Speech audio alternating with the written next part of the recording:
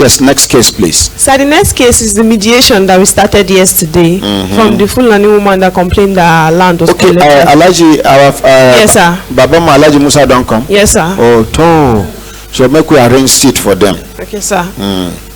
Quickly, let's save time.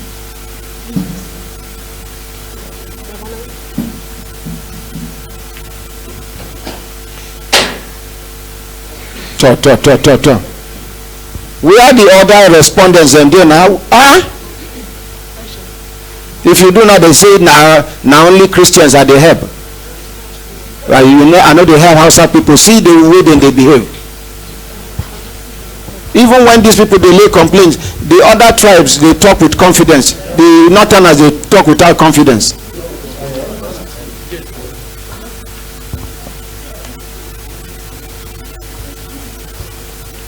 You know, why?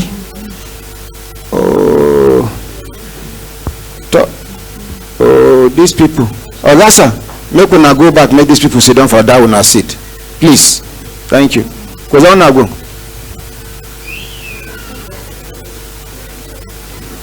Zakudamish. Yeah.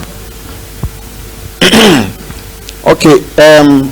Thank God the Alaji Musa don't come, and everybody go reintroduce themselves. Plus Alaji Musa will go introduce himself afresh. Sunanki, your name? Assalamu alaikum. Sunana Hafsa Usman. Hafsa Usman. Naam. She say her name na Hafsa Usman. When the kara kika kawo, which case you carry come?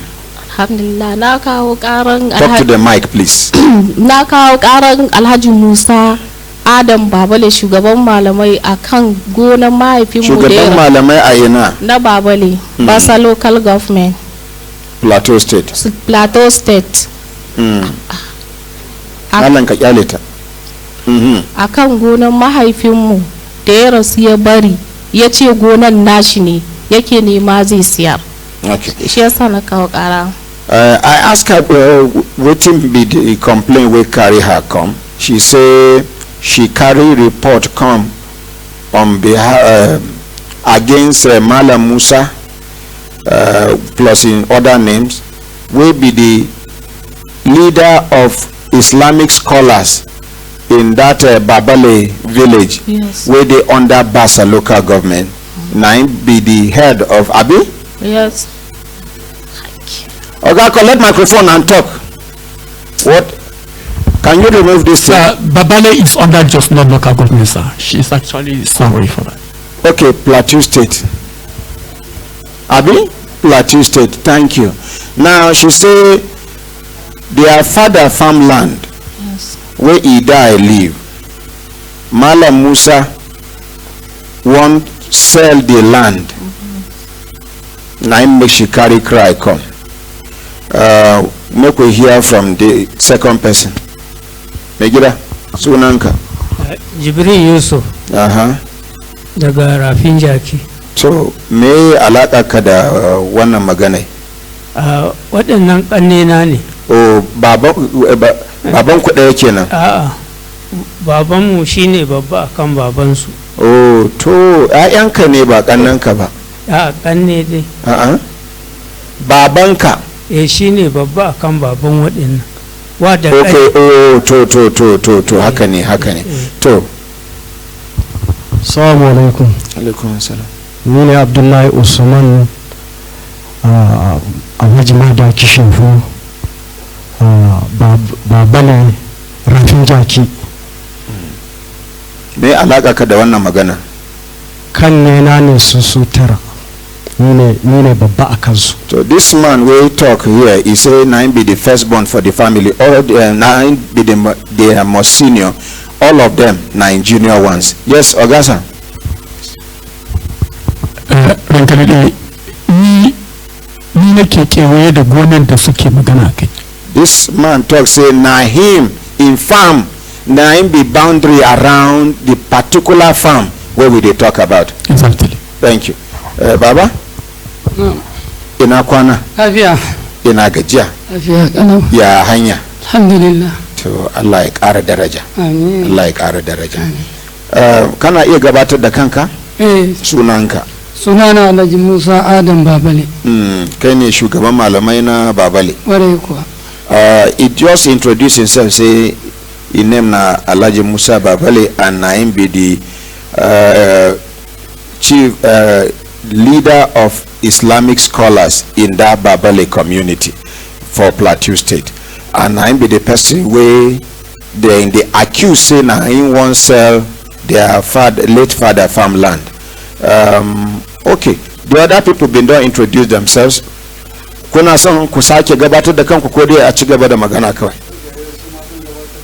To shikenan, bismillah. Ba su. Assalamu alaikum. Sunana Zubair Ahmad Babale. Ni ne dan marigayi ko shi jikan Jauro wanda suka yi shari'a da shi babansu. Baba da wancan yayan ita wanda take karan. Okay, now him be the son of the man where then do case about this land with this woman senior brother will die. Thank you. Assalamu alaikum. Sunana Ibrahim ni ne babban jikan Baba Koshi Ahmad Ado jikan Jauro. Now him be the most senior amongst the grandchildren of the man where they accused of trying to sell their farmland. Assalamu alaikum. So when I hear English, talk for English now. No, I am the first grandchild of the person who who had case with Ladan, not who they are accusing of selling the land. Okay. Yes, they had case with my grandfather who is late now. Assalamu alaikum. Sunana Usman Ahmadu Adamu. Ni ne babban dan Koshi jikan Jauro da ya rasu. I no go translate anything again. To the next person. Assalamu alaikum. My name na Musa Jafar, the son of Alhaji Musa Adam Babale. When I don't hear things, don't they come out? Assalamu alaikum. Drop it. My name na Alhaji Muhammad Musa, the son of the firstborn of the Alhaji Musa Adam Babale. Thank you. So, Ajia, you are going to repeat. You go repeat everything where you talk about this land. Then they will respond. Assalamu alaikum. Farko da babanmu ya rasu, kafin babanmu ya rasu da shi Alhaji Musa Adam da Koshi jikan Jauro ba su taba zuwa gurin sun ce wannan gona nasu ne ba, ko ɗoruwan da ake cirewa an taba cire guda ɗaya tare da su ba, sai bayan da babanmu ya rasu. Sannan Koshi jikan Jauro ya fara sa police suna kama yayana suna rufewa. Suna cikin wannan shari'un shi zai bayanin duk yadda aka yi dan da shi aka yi wannan. Ni wanda na sani nawa tsakanina da Alhaji Musa Adam a Babale, na yi zama a Babale, muna zaune ranar a jikin wani gidan mai ana ce mishi so mai son ka, da ni da shi muna zaune haka, sai yake ce mu muna hira haka, sai ce ai wannan shanun na Ladan dan mun bar shi ne inda mun kai kara shari'a a kotu za ta raba mana wa'annan shanun, ba za a bari a hannunsa shi kadai ba, mu gashi ba mu da komai. Ɗaya kenan.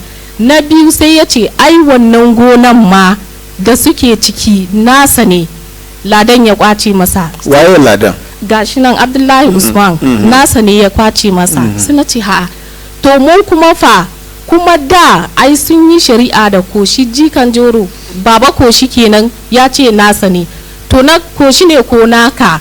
Sai ya ɗauki waya yana cewa assalamu alaikum, an kira shi sai gangara ta gidansa. Daga nan ba mu ƙara yin wannan maganan da shi ba, har na baro Babale na dawo nan Abuja da zama. To mun yi wannan maganan da shi ina nan Abuja, sai shi wa yayana wannan Ladan kenan Abdullahi Usman sai ya kira ni yake ce mun to gashi fa an zo an kewaye gonan gabaki daya ana ta dubawa za a siyar. na ce mishi waye, sai ce akwai dan gidan Alhaji Musa a ciki, akwai jikansa, akwai yaron sarkin Babali ana ce masa sarkin Targo. Na ce to ya aka yi, sai ce ai sun yi zama an tara su a gurin wani kamfani ya zo yana neman guri zai siya a wajen. Sun je sun taru a gurin da mutane da yawa da shi yayana, sai jikan Jauro ya ce ai yayana bai da ko kunya a gurin. Alhaji Musa shi ma ya ce masa bai da ko kunya a gurin, nasa ne. Abinda ni ina nan, abinda yayana Abdullahi Usman ya gaya min, ni ba a yi wannan a gabana ba, amma wannan maganan na farko da ni da Alhaji Musa muka yi shi a gidan mai. Shi wannan malam wa yake a gurina a gidan mai na so mai son ka bakin titi muna zaune. Okay. To kai muji make I try summarize. She say when all through the time where their father they alive, none of these people near the farm talk more of claiming anything, including, I don't know what in the Dora for English, 1 tree where then they now the seed then they take, they do dawa dawa. I don't no force yourself when I understand what I talk. Say even all through the years where then they pluck that thing, these people never come for one day to pluck. And if now your farm for village, you go make 1 or 2 attempts.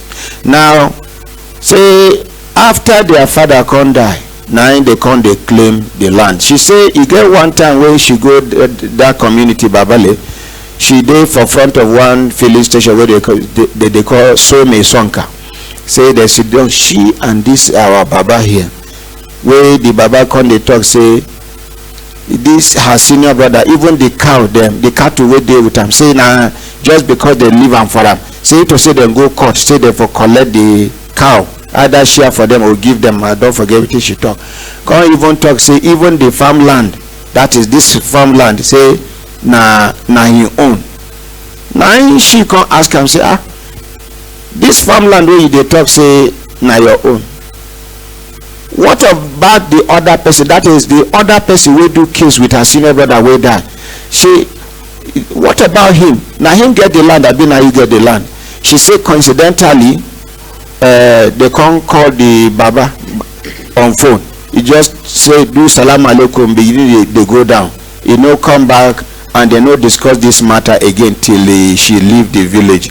Now she can't say you get some things will happen when they say she no did there. Now her senior brother call her to update her, and she no go fit talk those things better than her senior brother. Now make her say make the senior brother talk too. Assalamu alaikum. Ni ne Abdullahi Usman Alhaji Mada Kishefu Babale Rafin Jaki. Abinda ya faru shine lokacin da babanmu ya rasu 91, to kusan bazara ne, saura ba dai wuce wata 1 ko 2 haka ba ɗoruwa ya nuna. So mu 9 ne a wajensa. Yana cewa kanina mu maza 2, yana cewa kanina mu je mu cire wannan ɗoruwa. Sai kanina ya ce to muka sa rana, da muka sa rana, ranan da ya zo sai ya ce na tuntube shi, ya ce mu yana jin wasu gunaguni amma dai mu je. Shine muka je muka fara ɗibawa. Akwai makiyayin babanmu Iliya Yusuf, sai ya ce mana kar mu taba. Kar mu taba. Kuma kiwo yake ma babanku? Makiyayi ne na wasu shekaru can. Talk to the mic. In kana magana kai magana da microphone. Lokacin nan mu ba haife mu ba, ya dauke shi matsayin makiyayi, ya aje shi a wannan gurin, ya bashi shanu yana mashi kiwo. Shi kuma gidansa yana yamma da wannan shi makiyayi, domin Allah ya bunkasa shi da shanu masu yawa. So sai na ce a'a, bara mun zo mun cire ɗoruwan nan tare da babanmu da kai duk a gindin bishiyoyin nan burti can shekaru baya ya kuma da ka ce ya ce mu wai kar mu taba kuma koshi jikan joro ya bashi ajiyan ɗoruwan na ce a'a ya aka yi haka kana so ka ci amanan mu kenan muka yi magana fafafafafa haka sai muka ɗiba ɗaya bishiya muka tafi da shi shi kenan fa da yamma ga police wanda muka ɗiba cewa ya yi karana a police station shi Ahmadu Adamu da muka je ya ce ai na je na ɗiba mashi ɗoruwa har bayan gidan Iliya muka yi jayayya wajen suka ce to a je da mota a ɗauko ɗoruwan da muka ɗibo a zo aje police station aka ɗauko aka zo aka ajiye a police station so cewa shi dai je karana ko ni in je in karan shi na ce a'a kai da kake son kwashewa sai ka je kai kara so bai wuce kwana uku ba kuwa ya yi karana a kotu. Wani kotu? Kotu area court Nasarawa Jos North local government. Ya yi karana a wajen akwai wani dattijo Alhaji Jumba, to ina jin cewa yana da yaro lauya sai na je wajen sa na gaya mashi he ya ce a kai ni can ban lauyan yana nan a dogo agogo duk a Jos North local government. Aka kai ni na complain mashi ya karbi so much din nan ya yi file ya yi komai ya caje ni a wannan lokacin na bashi rabin kuɗi 10,000 20,000 20,000 so he muka je 20,000 ko 10,000 20,000 he na bashi 10,000 rabi kenan kamar yadda ya nema so daɗin da aka sa na case muka je case muka je aka kira case shi wanda ya karana ya saya nima na saya he lauya ya tashi ya ce so yana defending ina kaza kaza kaza da turanci sai ya ce shi ma yana roƙon kotu ta bashi dama ya ɗauka lauya sai aka adjournment case ranar da aka adjournment case din kwata-kwata bai zo ba lauya ma bai zo kotu ba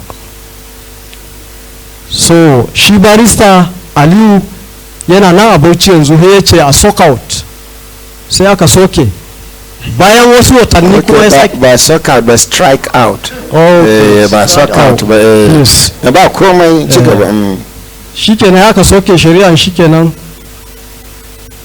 sai bayan wasu watanni kuma ya sake yin karana a wani kotun kuma a wannan kotun amma wannan lokacin nan wannan alkalin shi an transfer na shi disam sai na koma wannan camban he na samu shi ai ya koma Bauchi shi wannan lauya Aliyu to he na samu wannan Airuba to Airuba shi ma ya caje ni so na bashi so much aka sa date ai ya bi date din nan muka je date daga zuwa kuwa shi ma ya tashi ya saya na tashi na saya ya ce nan ma a bashi dama ya ɗau lauya shi kenan sai alkali ya yi waiwai shi lauya na shi Airuba sai ya ce is okay aka sake daga date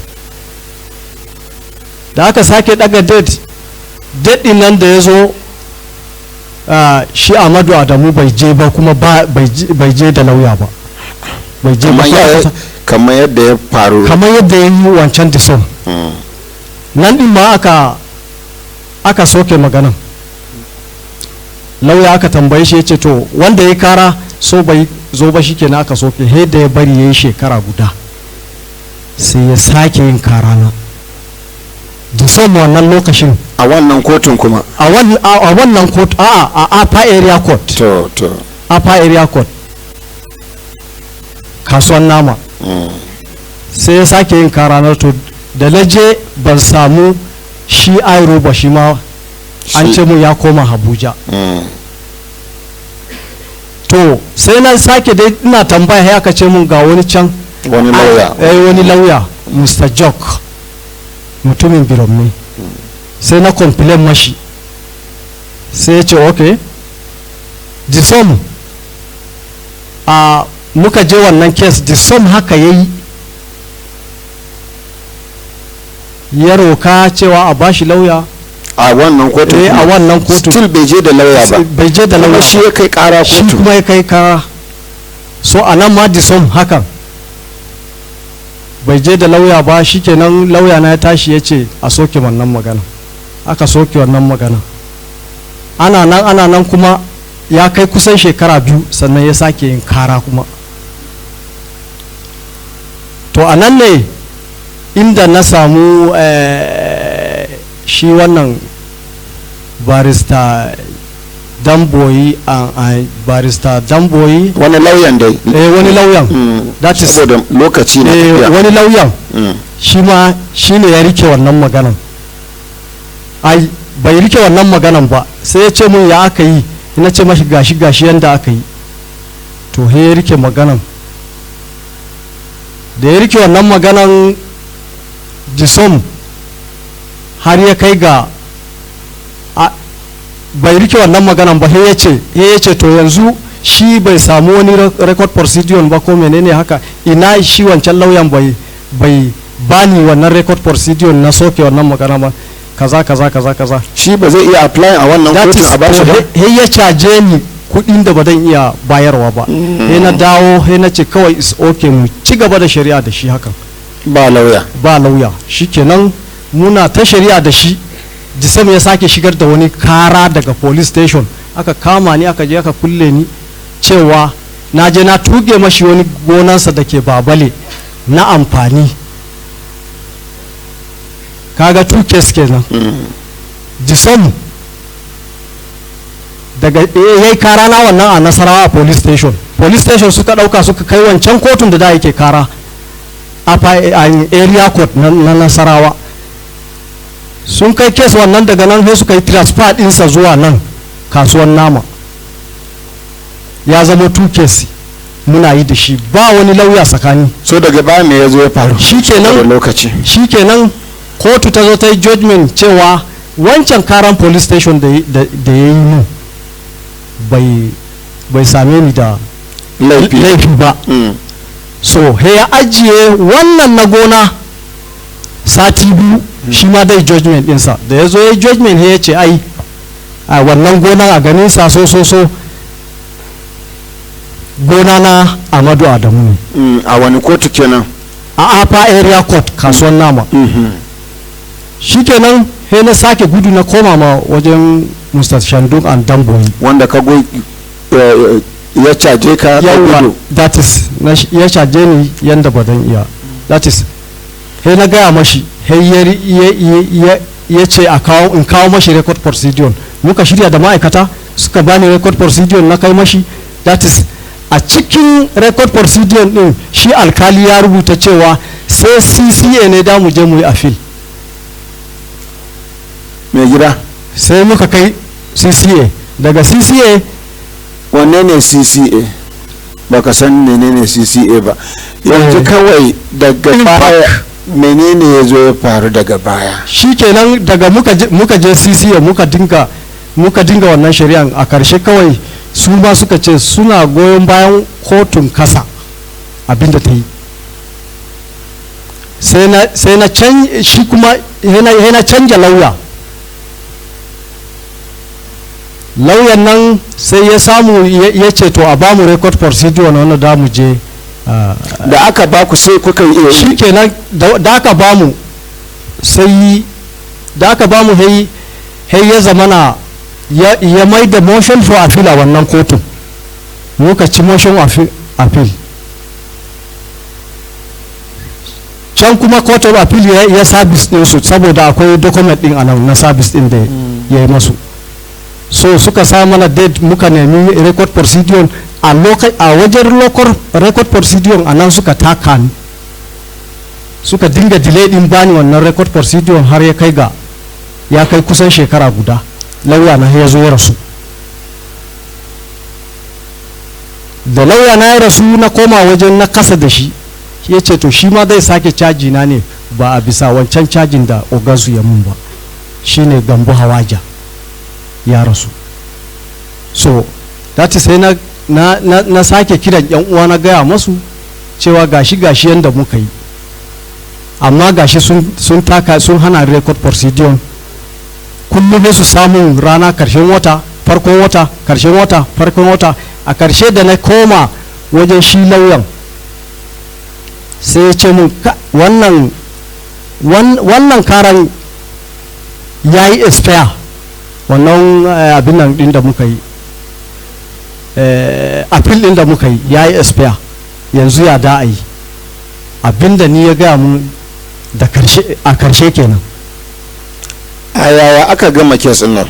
A yanda aka gama kes din shine a abin nan CCA cewa suna goyon bayan abinda wancan kotu kasa ta yi. To shikenan daga nan suka ce to sai ko mu yi appeal. Wajen rubuta appeal din nan document din wai alkalan guda 9 ne, kowanne he an bashi book haka, suka caje ni 30,000 haka na biya, kuma haka delay kullum muka je su ce mana ai ana yin layi ne wanda aka gama case din su sun ba su record procedure kafin su shiga. Yanzu an rubuta namu na aka tsaya da case din nan, a nan kotun ne maganan ta tsaya? A nan ta tsaya, rashin ba su ba mu record procedure inda za mu tafi. Record of procedure. Amma mun shigar da komai da komai a wancan lokaci. A wani kotu ko ka shigar da wannan? A court of appeal. Okay. To daga rasuwansa ne duk abun he ya zama ni dai ya kwabe mu. To shikenan mun ji. Madalla. Baba, see my dear, you stand up and be passing the microphones. Baba kaji abinda suka faɗi. Now make I try summarize what he talk. He talks say one day you won't go harvest for that their father farmland. This the thing where I mentioned. What thing when I call him? Dora Wiz. Okay, I think not Dora Wiz. Okay, locust bean. So you go to harvest. Now one man with their papa been carry like one boy to serve him to rear cattle for him because he get cow them plenty. Say the man come look them say make una not touch this thing. They say why we not go touch? But last year before our father die, you dey here, we come with our father, we harvest, nobody talk. He say no. He say this man Jikan Malam Musa don't entrust the farm into him care. Like play now they do strong head, harvest one of the trees, carry go house. In the evening police come, say this man don't go report. The other man don't go report, say they carry in locust beans. Like play, nine matter, reach court. From court 1, different courts. And then each time with this man, now in this man they carry matter go court. If he go, you know they carry lawyer go. When this man don't carry lawyer come, he go come according to the what he talk. He go the complainant go come tell the court say make them give him opportunity make he bring lawyer. Adjournment go happen. The day of the adjournment, you know go come with lawyer. Now so then they strike out cases from different courts. In fact, you get one particular court where he carried the matter go 2 times. They strike the matter out for the same court. They can't carry the matter come the same court, but the judge don't come out. Now another judge, you know, reach court of appeal where then they request for record of procedure and the rest. Where you get one time where they make progress in lawyer come demand for money, the money come plenty for him, you know, get the money to pay. He can abandon the lawyer, say he go do in case by himself. When he do when you see Agbada hook wire, the turn against him, he will rush to go back to the lawyer. If me be the lawyer for pursue him. Anyway, so finally matter reach Court of Appeal. They register the matter for Court of Appeal. Only say the movement from this court to the Court of Appeal, record of procedure, where they suppose give them, make them go give Court of Appeal. Say Nadia Mago today come first of the month, beginning of the month, last something like that till he tire. Anyways, make we hear from Malam Musa. Thank you. Assalamu alaikum. Assalamu alaikum. Assalam kadeji bayanan da ya yi da shi yayi. Zan yi magana akan wannan da ta yi magana. Na'am. To a gaskiya tsakani da Allah ban taba zama da ita mai magana wanda ya shafi ko shanu ko kuma lan ba. Ko gona. Saboda gona kan ba na bane, gona ne na shi yayana. Yayana kuma suna shari'a da wanta. Lokacin da suka yi ta shari'a ban taba zuwa ba kuma ban je na ba da shaida ba tunda ba ni shaida ba ne. Saboda haka ya nemi shaidunsa shi ma Abdullahi Usman suka ci gaba da magana. Amma ba rana ɗaya da na shiga cikin maganan ba abin da ya shafe ni. Sorry sir. Wetin Baba dey talk be say then they do their case with his senior brother. He say he never put mouth since wey dem start the case. Even when the matter reach court, he no go there as witness. He say na the late man, his senior brother, look for witnesses wey go testify. Say he no put in hand, and he start the talk with say there was never a time where him and this woman sit down discuss anything about cow or cattle or farm or land. To saboda haka ni abin ya ban mamaki domin ma ni da aka cewa ana kirana har na ce to ni me zai kawo ni tunda ba a yi da ni ba, kuma ni ina da na ƴaƴan sannan shi ma yana da nasa ƴaƴan. Suna shari'a shekara wajen 10. Bayan an gama shari'a baba yana nan suna ci gaba har aka gama shari'a. Aka ce baba ne ya kayar na ɗaya na biyu, wanda ni ban taba ma zuwa bincika me ke faruwa ba, na nawa harkokin. Saboda haka ban kuma taba zuwa a ce ma wai har ma a ce ni na je zan sai da waje to na me to. He say most of the things we should talk no be as e be. He say in the first place, all even when this dragging dey happen, he no put in hand. When Baba even dey alive when dem dey do this case, where they say this person win the first time, he say if he no concern am because he no put in hand. He say this person wey dey do case with this family, he get him own children. Him wey be Malam Musa, he get him own children, so nothing concern am. You understand? So cigaba. To sannan bayan haka daga nan dai to da na ji an ce lalle ana so, dama ni na ce ku ƴaƴan baba ai kuna da rai. Idan aka ce sun yi kes, in ma alƙalan nan su suka yi shari'a, duk shari'an da suka yanke Allah dai yana ganin kowa. Sun yi abin da suka ga dama ko sun yi gaskiya Allah shi ya fi sani. Amma tun da akwai ƴaƴan baba, ku ya kamata ku je. Da na ji ita Hafsa tana magana na ce ai akwai baba yana da ƴaƴansa, ni ma ina da ƴaƴa, kuma magana bai taɓa haɗa ni da su ba. Ga Abdullahi nan muna da wani forum mukan haɗu, amma ba mu taɓa taɗin wani lan da shi ba. Forum ɗin nan an yi shi ne saboda in ana so a fitar da wani ko ɗan takara wanda zai siyasa kansula. Tun da wajen mu Jos North akan zo a zauna tare da mu almajirai da su shi ma yawa a ce to ya za a fitar da wanda zai contest. To abinda kawai nake yi da Abdullahi zai mu haɗu a narkuta. Banda shi ba wata magana. Amma ba wata magana ta wanda ya shafi in ce a'a lan ɗina ne. To su magadansa sai in ɗauka in sayar in ce musu me, in ce na zama zalimi koya.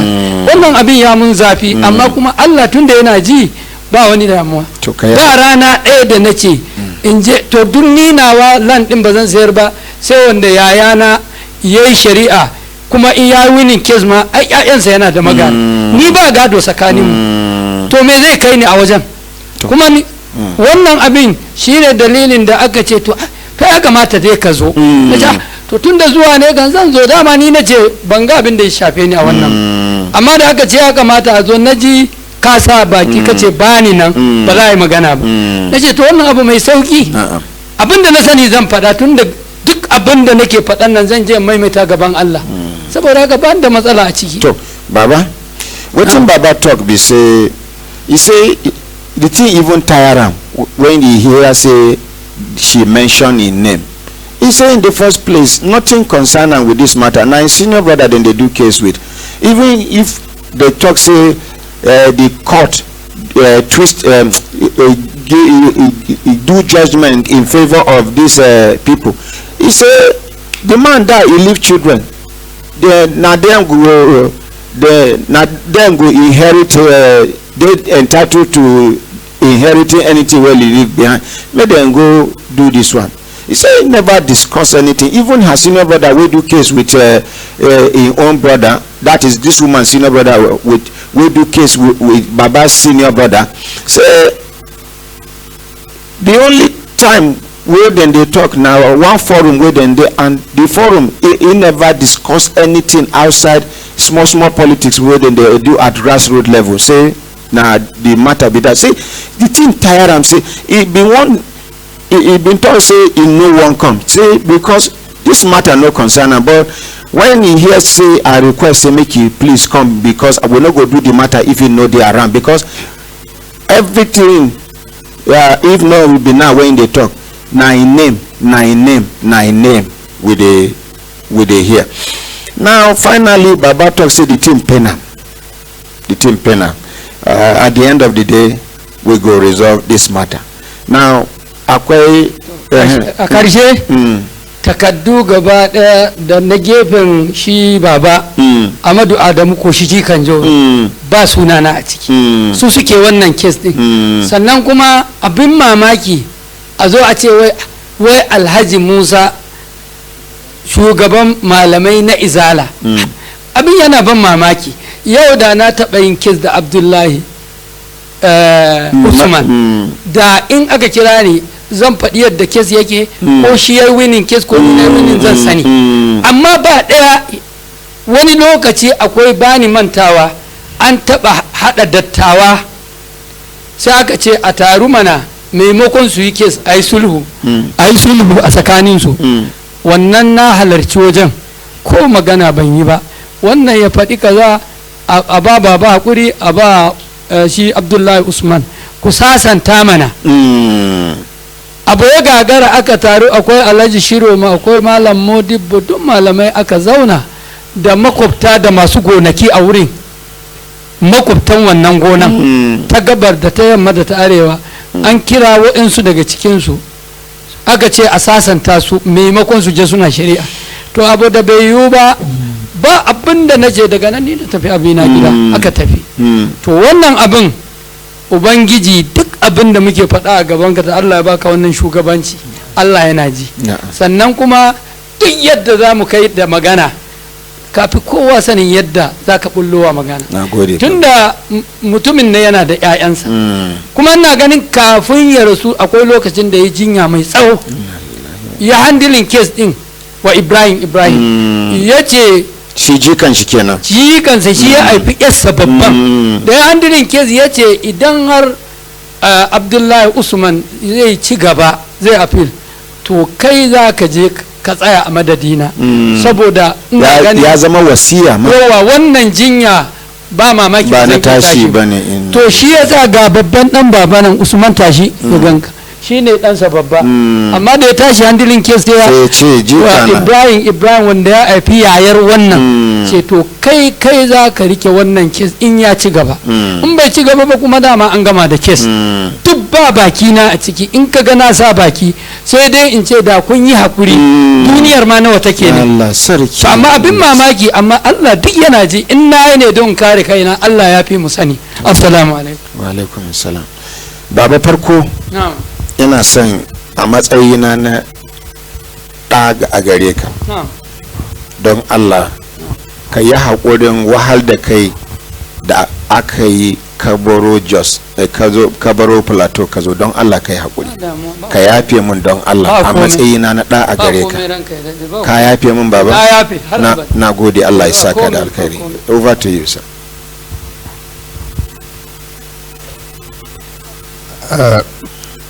Can I speak English? Please go ahead. Now, before you start, I beg, because of the sensitive nature of this matter, we go overshoot our time small, because today, by the grace of God Almighty, we are going to resolve this matter amicably. Insha'Allah Rabbi ta'ala. Amen. Yes.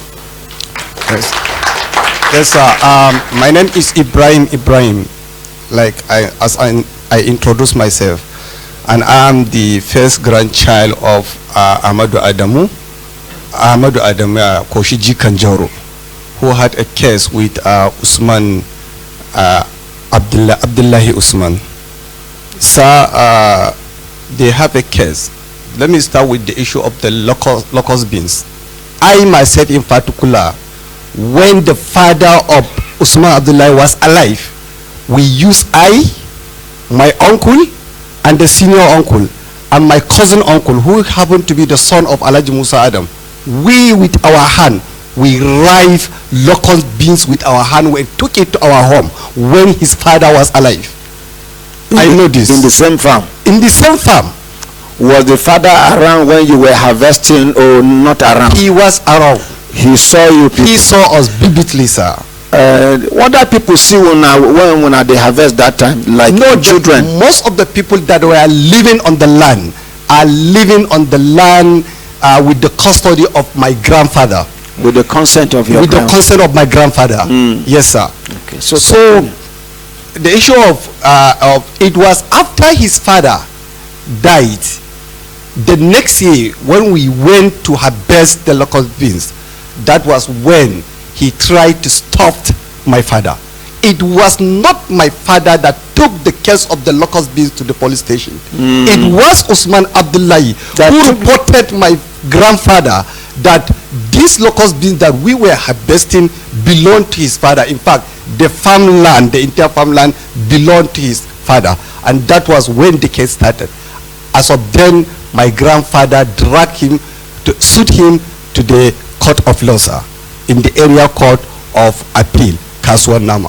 There wasn't any case that they have a number of cases that were strike out because of the absence of my grandfather. This is so just no case was struck out. No case was strike out. I know him, even though I know he wasn't went to school, but I know him. He do follow his case beat after beat. All the record before me, I know he has all the record. Immediately after a case, whether he win or not, he will go after the judge and seek for any record of that particular case. So in the area case court of appeal, they stand before the judge and he presented 4 witnesses. My grandfather presented 3 witnesses, among which were Madaki Seki, who he claimed to be the rearer of his father, which I know. I have never had a history where Madaki Abdullahi rear his father's cows. And my maybe because you are a young man, you may not understand. So go ahead. And the second witness of my father, of my grandfather, was Malam Muhammad, who was is the eldest among them, and he was the one that sold part of his land. He sold to Al-Lami, who is claim all the land that is surrounded that land. Al-Lami. Who is Al-Lami? This man. Okay. Al-Lami's fathers bought that land, not Al-Lami. He bought that land. They are not from just not. They are not from the just not. They did not inherited a single farmland. His father did not inherited a single farmland. All the farmland he is claiming now that is surrounding that particular farmland in question is not belong to his father. His father bought from Fulani community, among which were one of my grandfather witness, who is Malam Muhammad. Then the third witness was Malam Modubo, among which he is the only one that is alive now. He is in Tilden Fulani. He is the only one that is alive now. My father presented the case. He defended his case. Then Abdullah Usman called 4 witnesses, among which was the elder brother of Dallami. The elder brother of Dallami, who is he's late now. Then Alhaji Bala. Then there is one man that is living with the consent of my father. Is Madaki also. He died also. Madam Usman Madaki. He also died. Who even in the court, he tested. It was Ladan. We call it Ladan, sorry. It was Usman Abdullah that presented him as a witness. But in the court, if you check the procedure, he testified against him, which gave us the chance to win the case. In the upper area case, let me summarize. We were able to win the case, and the right or writ of possession was given to us. This is the writ of possession. This is the original copy, sir, and this is the photocopy of the writ of possession which we've gotten. This is the original copy, and this is. Please snap it for us. Yeah, this is the photocopy you can keep as your record. Thank you, sir. But yes, sir. In the after then, Ladan went ahead. That is Usman Abdullah went ahead to the customary court of appeal. He went ahead to the customary court of appeal and appealed against the judges and my grandfather. Okay, that is CCA. CCA, yeah, customary court of appeal. Even in the customary court of appeal, they found his appeal not merit, and they dismissed the appeal.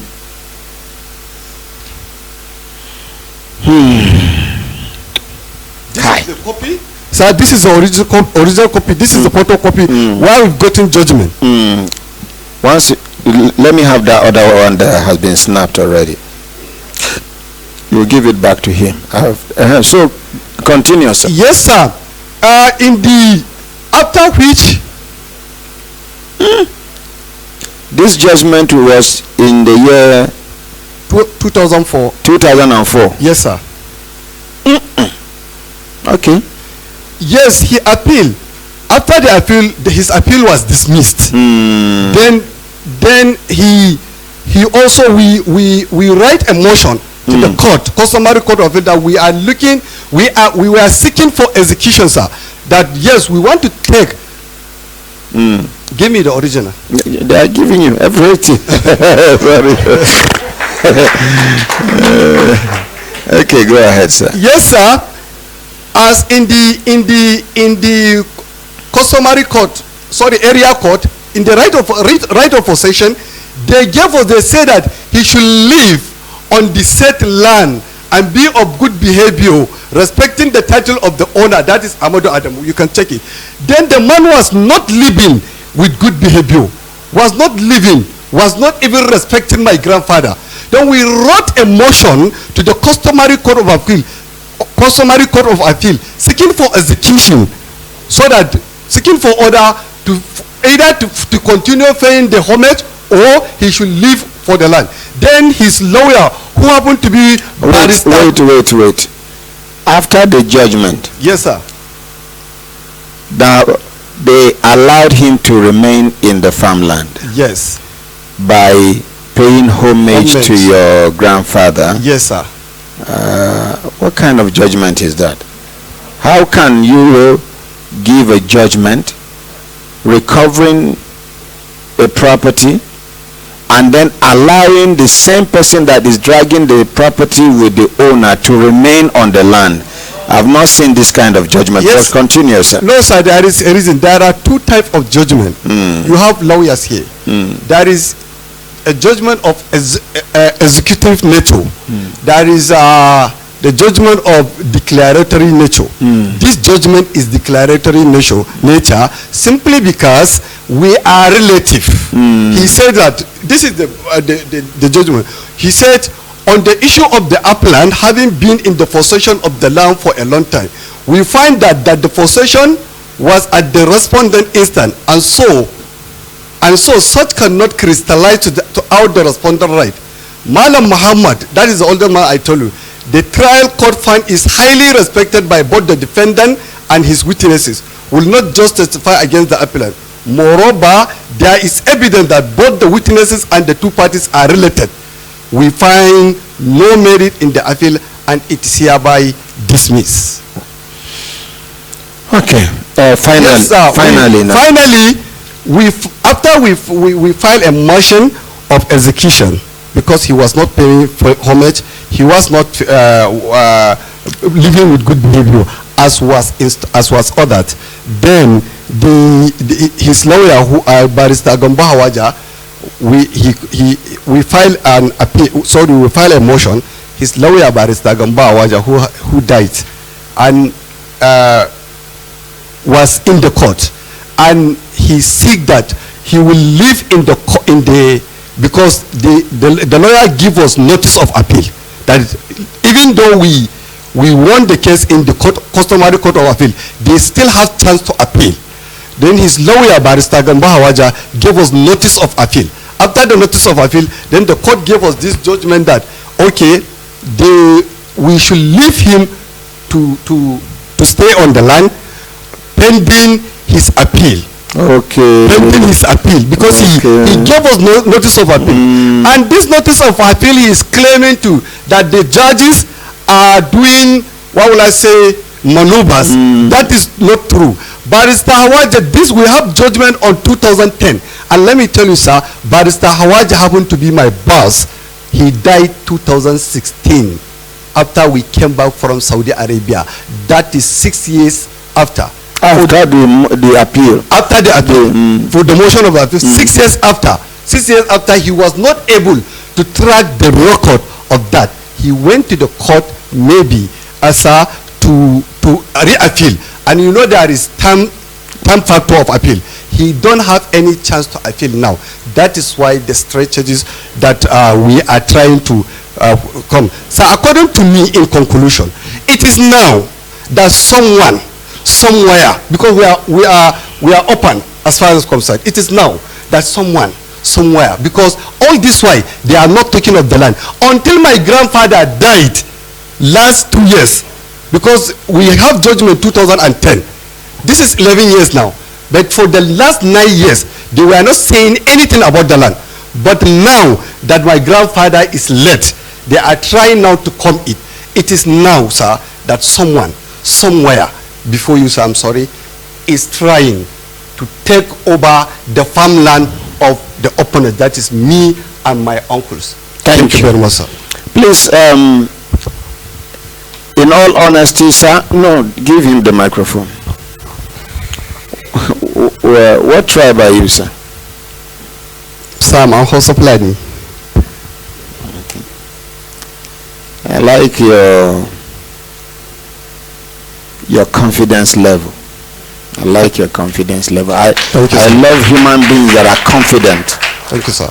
If you want to do wrong with confidence. If you want to do the right thing, do the right thing with confidence. And the only thing that will make you do the wrong thing with confidence is when you are ignorant of what you are doing. But I like your confidence level. Thank you, sir. You have won my heart. Thank you, sir. Let's just appreciate him, please. And then this Ladan, please give him the microphone. Ladan, I was made to understand that you did not go to school, but I must tell you, I'm impressed with his native intelligence. For him to remember some of these legal terminologies, including which one? Record of procedure. You get one way in murder. No be NCC. Suck out. Yes. Please, let's appreciate him. You get some people where you go see. Something go they tell you, say, if to say this person get opportunity go school, you go there smarter than he did. But it is never too late in life. Because somebody sabi speak English no means na illiterate he be. Like Baba here is a great Islamic scholar. If to say now school, Baba is supposed to be a professor of Islamic studies. So let's appreciate Baba. Now, with all these things where we hear, I suppose hear from the witness will be that Lami, because he came all the way. That Lami, collect microphone. With your respect, sir. You say now you be the neighbor where your farmland surround this particular land where we dey talk about. Yes, sir. And tell us a little about what you know, sir. Sir, in respect to that land, I can say the land surrounded actually belongs Your to full name first. my name is Alami Sati. The land surrounded the disputed land belongs to my father. Actually, as he has said, my father bought that land since when I was not born. And as I'm growing just under his care, when I reached to mature stage, he picked me up and moved me around the surrounded land that he bought. According to his statement, he bought it from Fulani men, agreed. And as I live there, I get to understand all the demarcations. And my father's personal demarcation. We call it Kadada. Kadada, sir, exactly. My father's personal demarcation, we are sharing border with Alhaji Shehu, which is the father of Sheikh Usman Ladan. So I knew nothing rather than Alhaji Shehu is my father's nearest neighbor. Okay.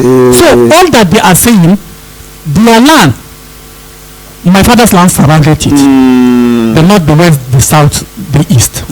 So as he told me that this is what is taking place in Abuja here, I feel as to come and hear and testify my fact. The only thing you know is the fact that you grew up to see Ladan's father farming on the land. Yes, and living there. Yes. So you know that for sure. Yes. But how you came about the ownership of the land, you don't know. I cannot tell. Please, let's appreciate the land. Now, I want to hear from these people. I'm asking you generally now.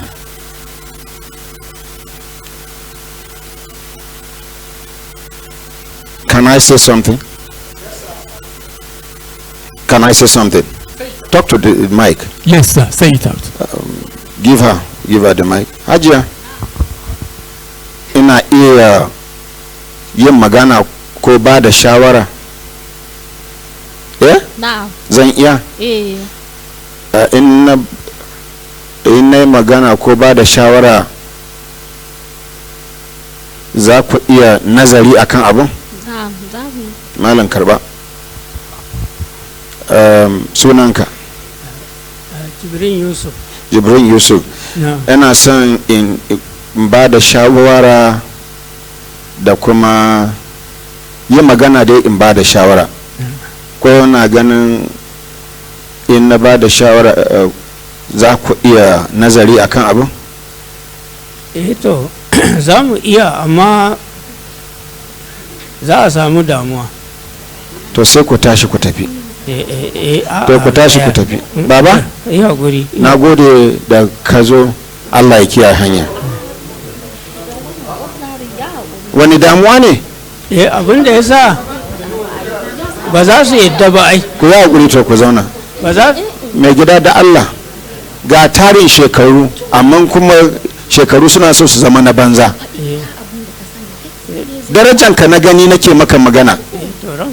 Ka kiyaye da Allah. Ladan, karbi microphone da Allah. Kai da ya kamata a ce kana sulhu a tsakaninsu ga tarin shekaru?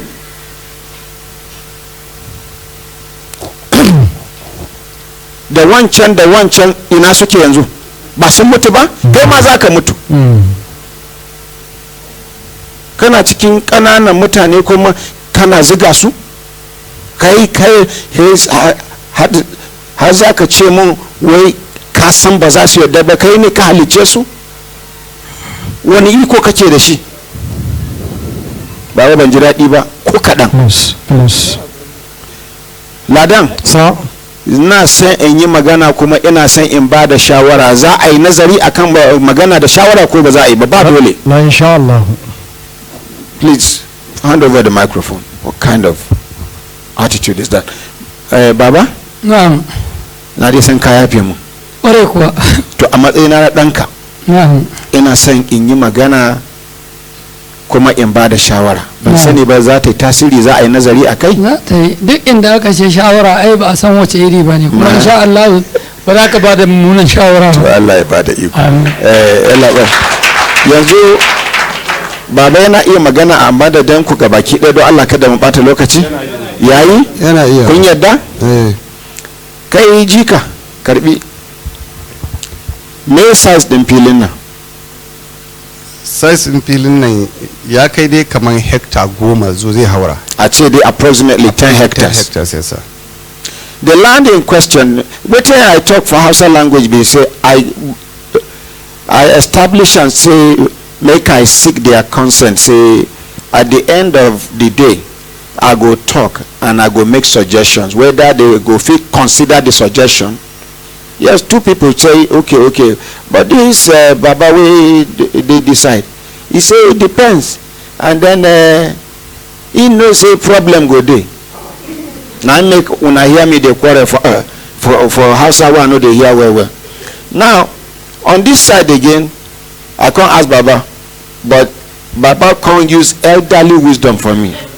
When I say Baba, I have to apologize to her. I say Baba, if I talk, can't suggest something where that would I go consider. Listen to Baba's response. It depends on the suggestion, and he believes say I no go suggest anything we go dey negative. Baba don't tie me for neck. Let's appreciate Baba elderly wisdom. So now the grandson now I ask because Bill I say the grandson here and this my uncle now them be the most educated. So education won't play role here now.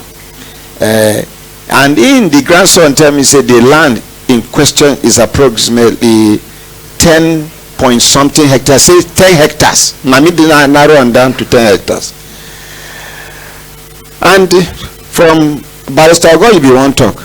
Abi not be the raise hand. Abi you don't suspend what you want talk. Make we conclude this matter, please. Make we. The only thing where I won't talk, where they confuse me a bit, be say when this our friend they talk, he been talk say even when their father they alive, they still they harvest that locust beans. But according to the judgment now, they are now telling them to continue, to stay and continue and be paying homage. That means they were there before your father's death. Of course, they didn't. They never denied it. Okay, but was it only locust beans that you people were harvesting? Barrister Ogo? Yes, sir. Let's suspend cross-examination for now. We don't reach conclusion. Jika. Yes, sir. This land is 10 hectares. Yes, sir. Approximately. Yes, sir. And this case, we start them since 2004. Yes, sir. Can't get judgment 2010. Yes, sir. The lawyer can't die 2016. Yes, sir. 2016 to date now, about 5 years now. Yes. 2021, almost 2022. My grandfather died 2019. Very also. good. So many people don't die on this matter. It was saying Igbo people now for shout. Igbo, they drag land. See how sad they drag land now. I don't arrange in seat. Megida. Yes, sir. With the judgment we don't get. Yes, sir. Nobody is contesting. Yes, no, yes, sir. Thank you, sir. Nobody is contesting the judgment. Yes, sir. Because judgment we don't happen 6 years ago. No appeal. You know, show sign say the person they prepare to appeal at all. Yes, sir. I be the person they wait after 10 years before you go appeal. But you see in life, I no go agree, now they tear trouser for back. Yes. And when you they go, people they look you go to say now admire, then they admire you. You know say as you they carry one leg go front, the trouser go do like this. They go see. you drop the leg, another one. But if you stand one place, the thing will cover. But once you will carry leg, that is. Please, I want to say something, and that is my position. Okay, sir. And I crave your indulgence to please, when I make this pronouncement, I would like you, Baba, and the other team to enter into my office here, have like 2, 3, 4, 5 minutes discussion. Then you tell me what you feel is your position about what I have suggested.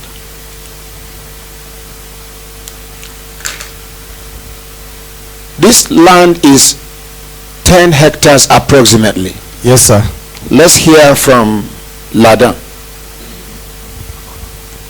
Ladan, what is the size of this land? Wadan land din ina gani ba dai wuce hekta 7 ba, saboda lokacin da ya zo nuna wa kotu gonan ya ɗiba na Baba Sati. Okay, ise tare da Justice Gofen. Okay, ise ya ɗibi gonansu. Ya yi mana. That is Phyllis. I say make I hear from this other side. I tell and say the land, according to the grandson here, is approximately 10 hectares, maybe a little above 10 hectares. But this man here talks, say the land will be around 7 hectares. Why? Because when the late man, where they do case with him, carry people go to show the court and police the size of the land, when they carry them go round, he do mistake enter this Baba Sati them farm and annex them to their own. One Justice Justice Gofen, when they be with their neighbor, say he annex them. So him they talk say the land no go past 7 hectares. All not the same. I don't ever just know about one family where I buy land for their hand for Jere. Where na family land where their father died live. Where after I pay them money, the second day, now one of the sisters they go instigate and make sure talk say she no agree. They won't come out some few hectares. They say 1 point something hectares of my land. And see, like saying that the land be this. When I know where they won't come out 2 point something hectares for front like this. Yes. Then me put me for back. 1 point something hectares where they reach the where it reach. I say make where 2 hectares stop. They carry and go 2 hectares. Me where they know say I hot, I know they take rubbish. Now me they fight on behalf of other people. They know. Then they expect say either I go vex, I go make trouble, or highest I go talk say I no buy again, make them give me my money. After they calculate and reach complete 2 hectares, I say make them pass again. They pass, go front well. I say I dash them. I live there, the woman they cry. She's married in Kaduna. The family they hear me now. When people Malam Ahmed, ordinary president, I'm watching Makapili. I say, Jama'a, they say yes. I go talk and for Hausa before I translate them. I say me wait stand here. They say yes. I say the original owner of this land, where is he? They say he don't die. I say me we stand here as a Muslim. If I die, where them go bury me no reach. I draw line for them. They say nah so. I say waiting with a drag. This woman no get rest of mind. They say she know they feel sleep, she know they feel chop well for days until she call me say make I forgive am. Say na somebody come instigate her say make she do like that because somebody don come add money for them for that farm, so that when I talk say I no buy again, they go sell am. I say I forgiven her. Up till now I don dash them the land. There's nothing. My father die, he no own one plot of land till he die. The same me will be product of this man. Na me they dash people houses, na me they dash people lands.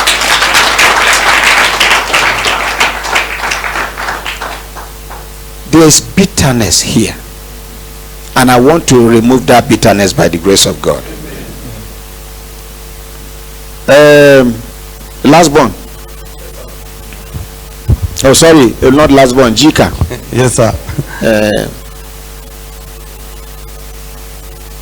In the talk say na 7 hectares. You the talk say na 10 hectares. Now, me, I go believe say the land na 8 hectares. I no agree say na 7 hectares. I no agree say na 10 hectares. Let's assume say na 8 hectares.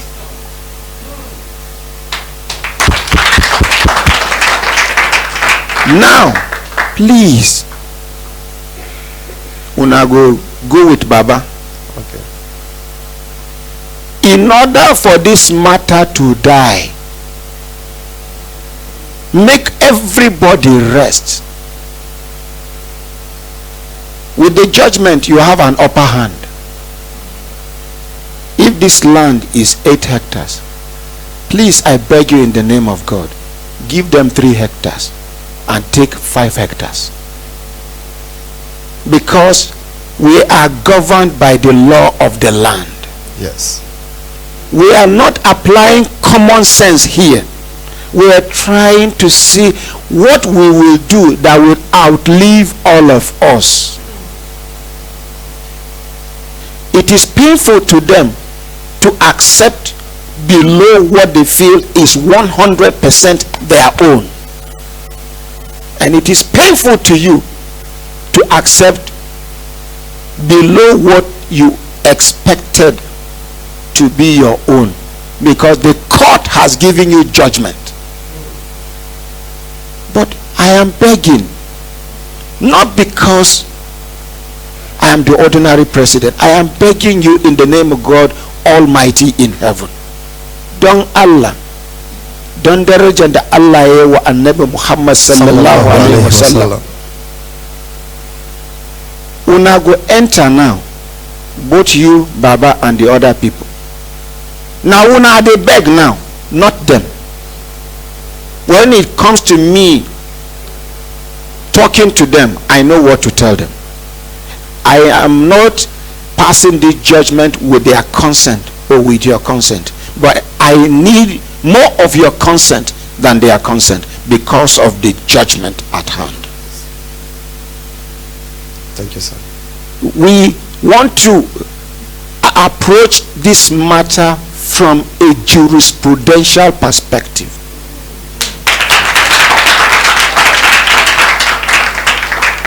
Give Baba the microphone. Baba? Na'am, ranka ya dade. Allah ya ƙara maka daraja. Amin, amin. Allah ya raba ka da jin kunya duniya da ta lahira. Amin. Allah ya raba mu da jin kunya duniya da ta lahira. Amin. Allah ya maka albarka. Amin, Baba. Baba, yanzu za ka yi jagora a matsayinka na uba a gare mu. Za ku shiga nan ofis ina, ɗan ƙaramin ofis ne, za ku ɗan zauna ku yi muhawara a kai. Shi wannan ƙananawa ya ce gona za ta kai hekta 10. Shi wannan dan uwan nawa ya ce lalle gona ba za ta kai hekta 10 ba, ƙarƙari a ce hekta 7 da 'yan ɗigo, saboda lokacin da marigayi ya zo kewaye gona da mutane ya an ɗan samu kuskuren shiga gonan su Sati da gonan Justice Yawwa. Dan adam bai fi karfin kuskure ba a rayuwa. don Allah kuma Allah ya huci zuciyanku. Kaga a gurin nan gaba ki ɗayan nan ɓangaren kamar yadda a nan ɓangaren baba shine matsala na a tunanina, a nan wancan na tsakiyan shine matsala na. Allah shiga wata malam kai ne kai da yana waje kai da kai nake yi. Allah shiga wata malam da kai nake yi. From your body language kai ne yanzu da yake roƙon Allah ya tausasa zuciyarka don kuna shiga nan lungu za ka ce ba mai ba. Baba na roƙi arziki a wannan tafiyar, kaddara a ce tunda wannan ya ce hekta 10 wannan ya ce hekta 7 sai na yanke a ce fili a ce gona ta kama hekta 8 sai na ce a cikin hekta 8 din nan na roƙi arziki ba dan na isa ba, na roƙi arziki don Allah don annabinsa. Su waɗannan mutane saboda ku yanzu kuke da shari'a, takardar shari'a ta kotu wanda aka ba waɗannan gona, kuma duk shari'a da aka yi akan baka daman ka ɗaukaka ƙara in baka gamsu da abin da aka yi ba. Wajen shekaru 6 ba a yi abin nan ba, yau kusan shekara 11 ba a ɗaukaka ƙara ba. Ko duk wanda bai ɗaukaka ƙara cikin shekaru 11 ba yaushe yake da niyyar ɗaukaka ƙara? Sai dai in ya bar ma Allah shi kenan. Kamar mutum ne matar shi ta yi yaji a kwashe sati 1 sati 2 wata 1 wata 2 har a samu shekara, akwai alamun za ta dawo? To ni ku nake roƙa yanzu, saboda in ma wannan hukuncin da na yanke akwai zalunci a ciki to ku aka zalunta, kuma ina roƙon Allah ya yafe mun in ma akwai kuskure a cikin wannan hukunci da na yanke. Amma duk mai la'akari da rayuwar gaba ɗaya guda nawa take. Gaskiya ne, gaskiya. So I beg make we appreciate Baba. We go lead them, they go enter, they go deliberate, they go come back, we go finalize. Thank you. Let's appreciate them.